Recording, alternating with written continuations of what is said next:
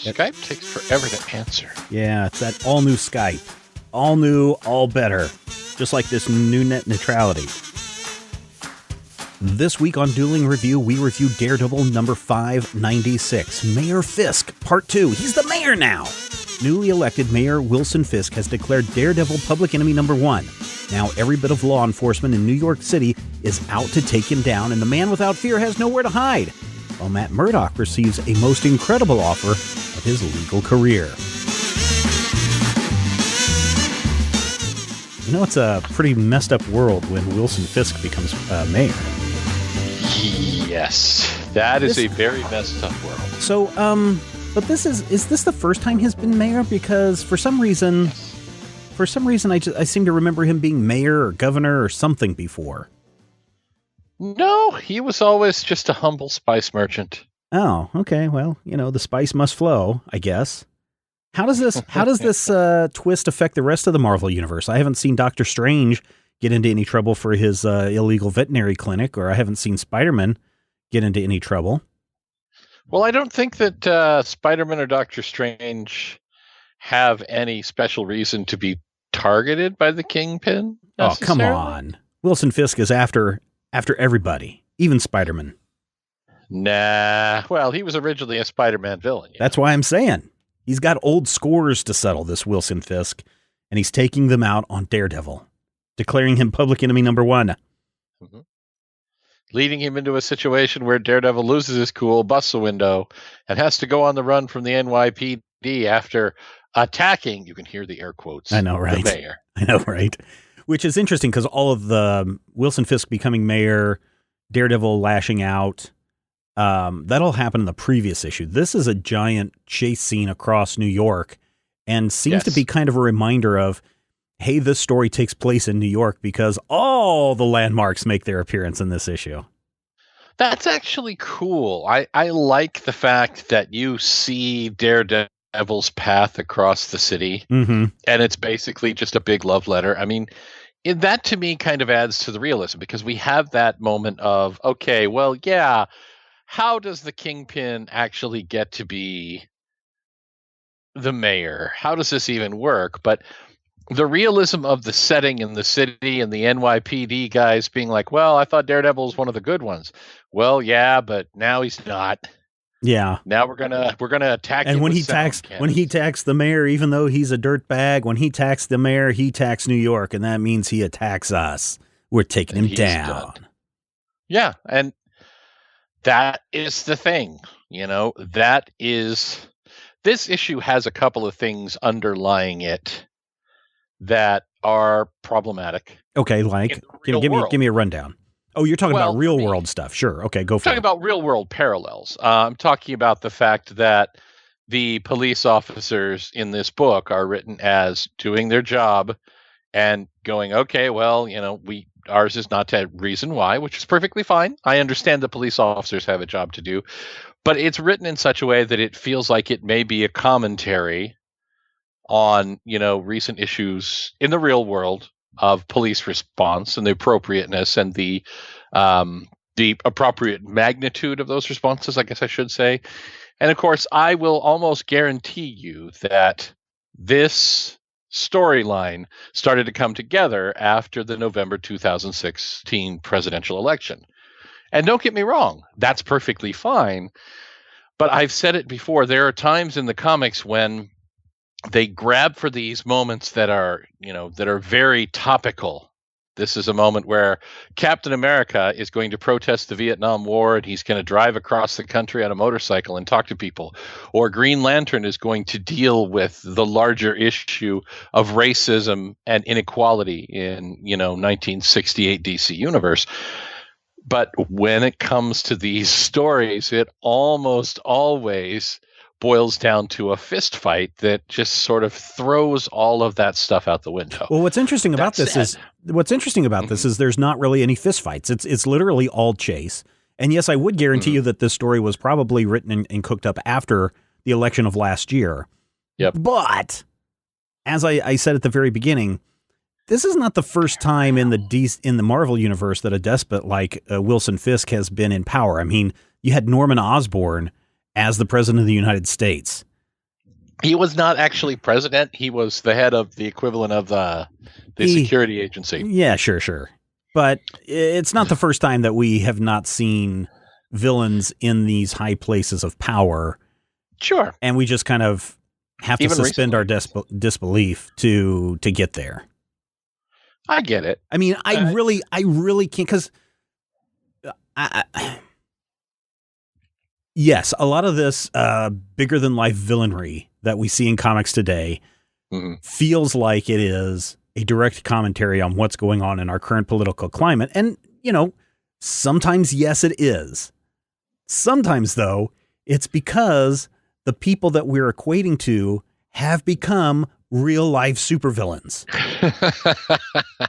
It's almost like they're reading the comics and sitting there going, I wonder who I can kill today. And it's like, oh, what's this issue of Daredevil? Yes, I can be that evil. It's almost like life is imitating art instead of the other way around at times. And I think that is part of the downside of doing a storyline like this, because it's one thing to have a story that evokes the real world and say, you remember that after 9/11, when Marvel and DC put out these books, right, that referenced, and Marvel's was set in the Marvel universe, right, dealing with the Marvel version of the attack on the World Trade Center. And during the end of that attack, we see Dr. Doom and Dr. Octopus and the Kingpin showing up, because after all, they're New Yorkers too. Right. And Dr. Doom with a tear in his eye. Yeah. Well, okay. So, but here's the thing that I think is always troubling in these stories is not that the villain rises to power, but a public villain rises to power. And again, maybe that's really more looking at life, but Wilson Fisk has been outed as a villain. I mean, it's don't most New Yorkers and most people in the Marvel universe go, oh yeah, Wilson Fisk is not a good guy. I mean, he's been in jail, if I'm not mistaken. He's killed people. We know that as the public. How does he become mayor? I mean, that's the part that, again, it's sure, we can just let it go and just say it's part of the story. Just roll with it. There have been bigger villains that have gotten public office in the real world. And yes, we just accept it. Right. I think that part of it is that when you're looking at a story like this, you have to kind of forget the things that happened before. Right. I mean, right before this series relaunched, you remember Daredevil. Yeah. Everybody knew who he was. His secret identity wiped away by the children of the Purple Man. Yeah. Using a magical machine that wipes the memories of the United States, so that nobody remembers that Matt Murdock is Daredevil. Yes. And I think that there's a possibility that somehow not knowing that Murdock is Daredevil also reminded people that Wilson Fisk, whom Matt Murdock and Daredevil made look like a jerk, is a jerk. He's just a guy. He's a humble spice importer. He lives in a tower on the east side. Wait. Okay. So. Well, and so why are we spending so much time on this? Well, obviously there's not a whole lot in this issue, because 90% of it is a chase sequence with the cops going, oh, are we really doing this? Why? Because it's our job and we're being told to. And then we see that to build tension and to make it feel hopeless for Daredevil. And then we see him getting away like he does, because Daredevil has a lot of contacts, and one of them happens to be that kid that can turn himself invisible or teleport or whatever that is. Yeah. That we've seen, and we've discussed that here on Dueling Review in the past as well. That was like issue 10, and this is issue 596. Oh, wow. So that was like 86 episodes ago. Yeah, it was probably in the year 1966. The big shocker, or the big reveal in this issue, isn't that Daredevil is Public Enemy number 1. It is that Matt Murdock, who has just successfully defended a case at the U.S. Supreme Court, not for net neutrality, not for who can bake a cake or not bake a cake, but that superheroes are a legitimate part of the legal system. Yes, and that superheroes can now actually give testimony in cases against the supervillains. Yes, and now Wilson Fisk wants Matt Murdock Put up your fists. Put up your fist. No, I dare Put you. up your I fist. double dare you. Put them up. Put them up. That's what Wilson Fisk sounds like, by the way. Ya. That's what Wilson Fisk come sounds on. like. Seriously. But the mayor wants Matt Murdock to be the deputy mayor. And instead of saying, Yes. shove it, Matt Murdock says, I will enter the belly of the beast. Figuratively, Sign me up. not literally. Right. And Kingpin does not know that Matt Murdock, Yeah. is Daredevil. By the way, this issue is definitely drawn in the image of I Charlie Cox. like the art in this issue. I mean, this is like I the do second too. issue in a row, because I'm almost positive last week with the Doctor Strange, we saw that Zipatone pattern Uh-huh. in the shading, and it seems, and we're back to doing that again this week. Zipatone. Yeah, and they're trying to emulate the days when it was actually Zipatone and not a I know. computer effect. Yeah, I know. But this also really does hammer home the fact that, they are reminding us that there is a Daredevil series and a Defender series, and he's probably appearing in the Punisher series right now on Netflix.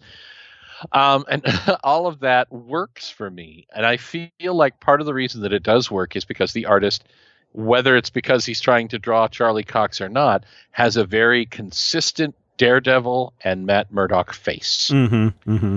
And throughout the issue, you see the same face. And there's some really great shots of the NYPD going into action and the news choppers and the helicopters chasing Daredevil. It's all really, really solid. Oh, yeah. There's some great perspective shots. I mean, literally the shot where the cops are driving down the street is this really wide angle, distorted shot where the perspective's all out of joint. Then you get to not to Rockefeller Center.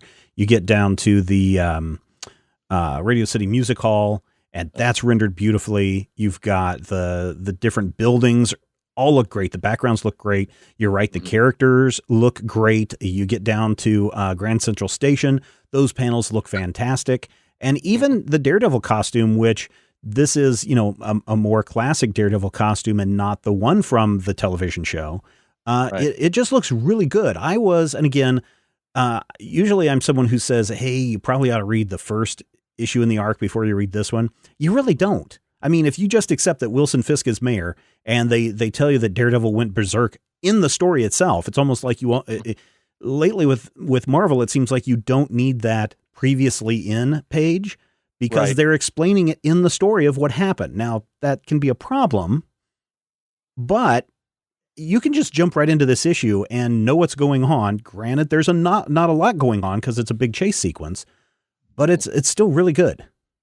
It's kind of a throwback to the Shooter era where every issue had to be written as an establishing point for whatever you're picking up. Yeah. And in a lot of ways, that was a good thing. That was something that really helped 80s Marvel. And I feel like that is never something I'm going to complain about. The only real complaint that I have about this issue is, and it may just be that parallel to real world events, is it feels almost too hopeless. But then you get that final page thing of, okay, I'm in. Yeah. And that beautiful 3-panel sequence of Murdock just sitting there in dead silence, mulling his options and thinking, oh my God, is he serious? And then, okay, I'm in. That is an amazing ending. That's worthy of the art. And what's really cool about this is that, with the Daredevil costume, his eyes are covered. And in the bits where he is in those pondering panels, where he's taking that pause moment, you clearly see his eyes.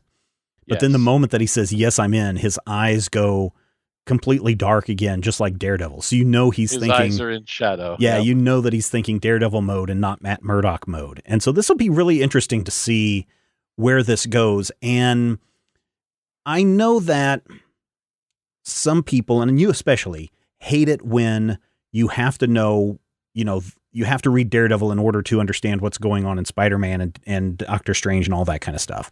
Right. But seriously, Fisk being mayor seems like something that should have, it doesn't have to be a big story point, but it seems like something there should be a ramification felt in some other books. I'm not saying you have to devote an entire issue to it, but I mean, Spider-Man and what's her name that he's dating? They should have a conversation about this.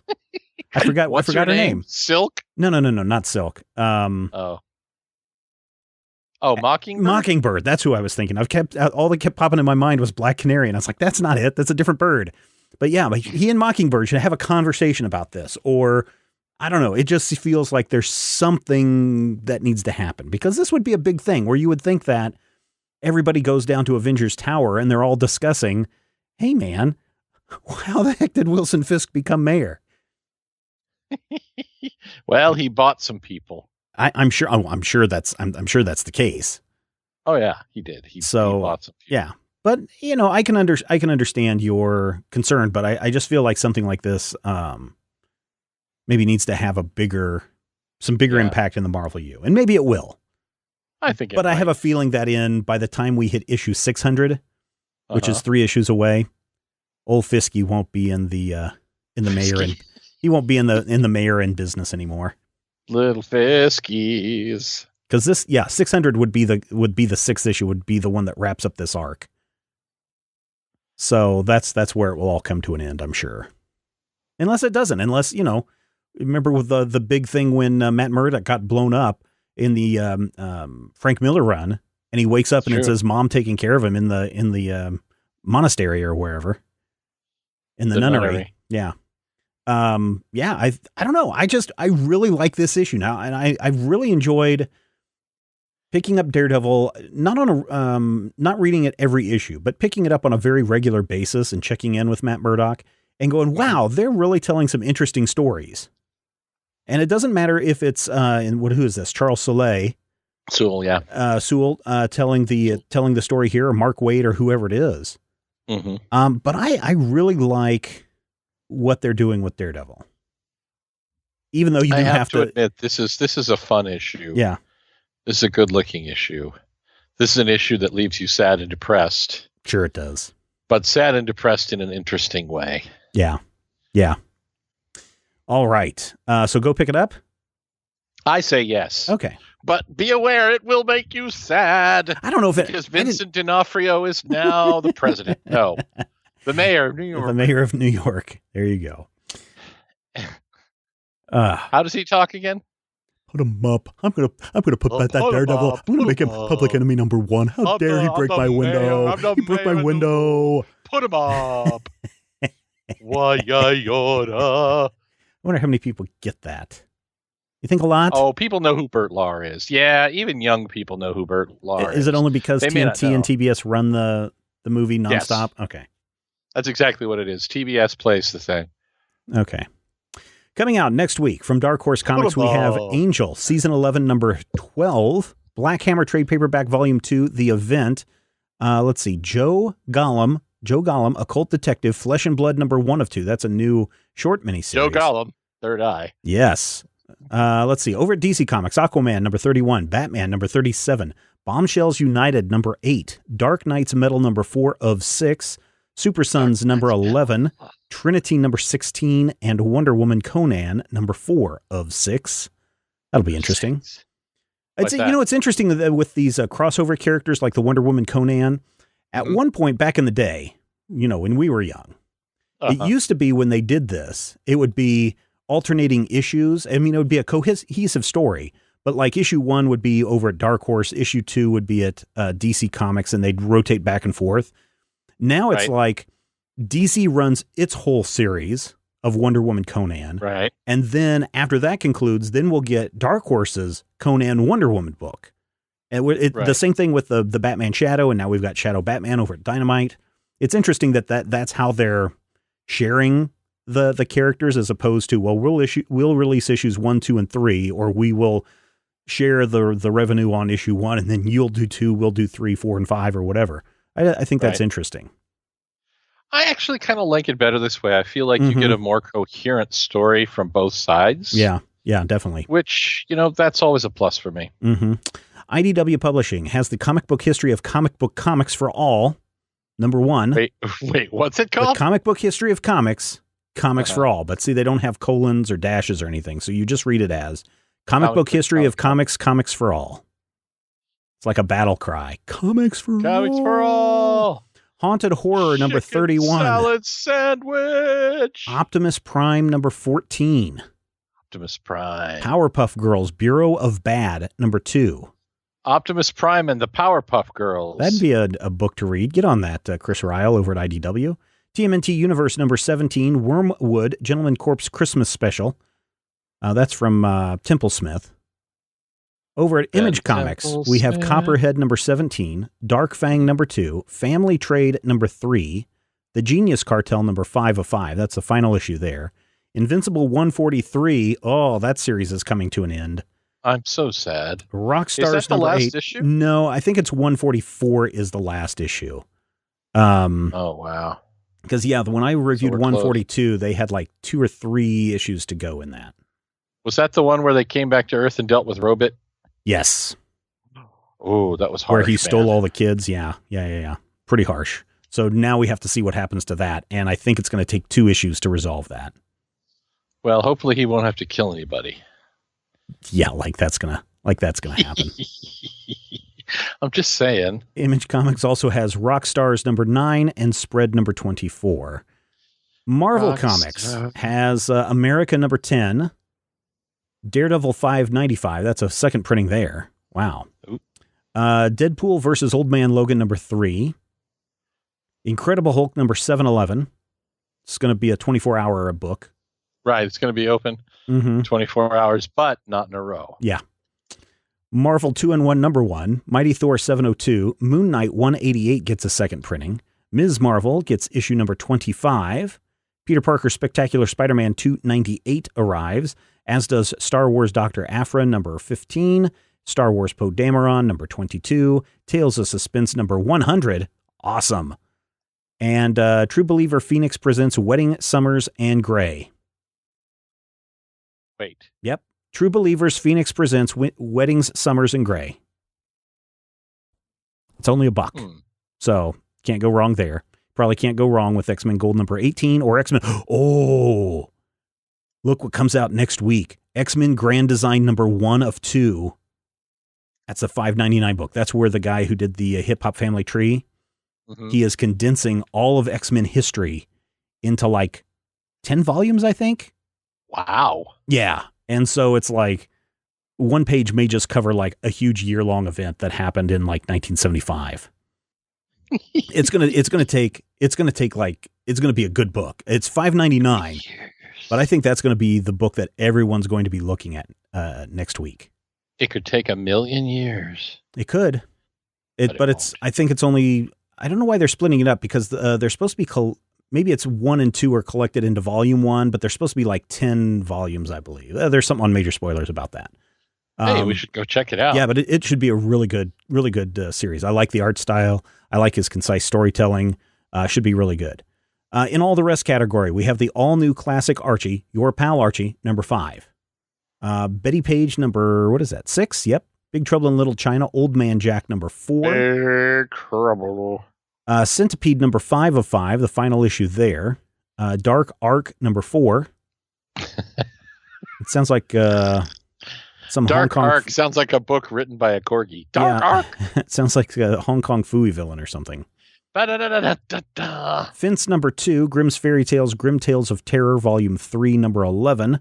Let's see, what else do we have? Harcourt Legacy number 2, Hero Cats hardcover volume 1.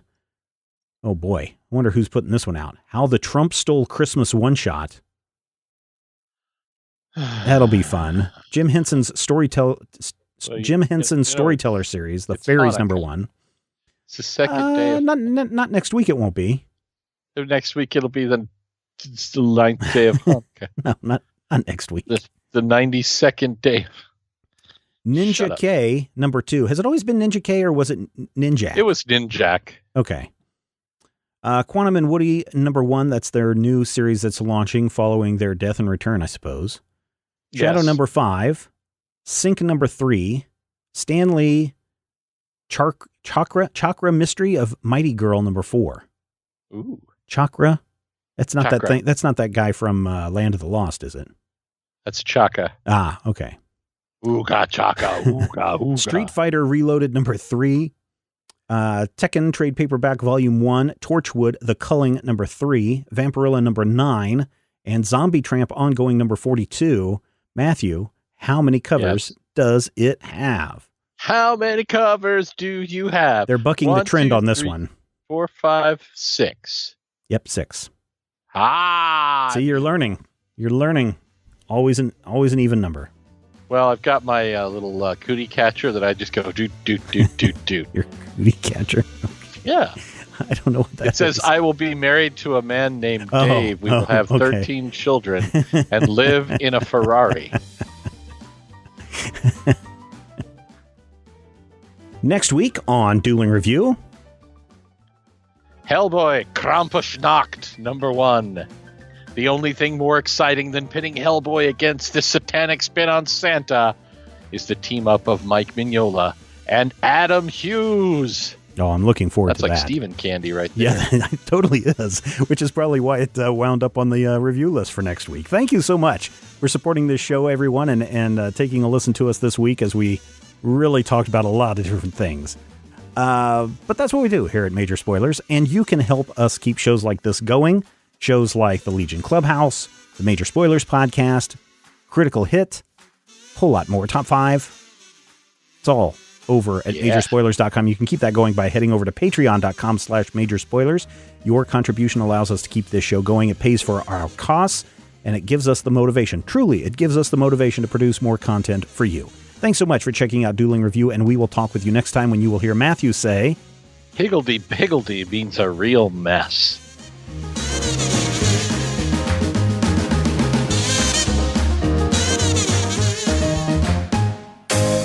This podcast is copyright 2017 by Major Spoilers Entertainment, LLC.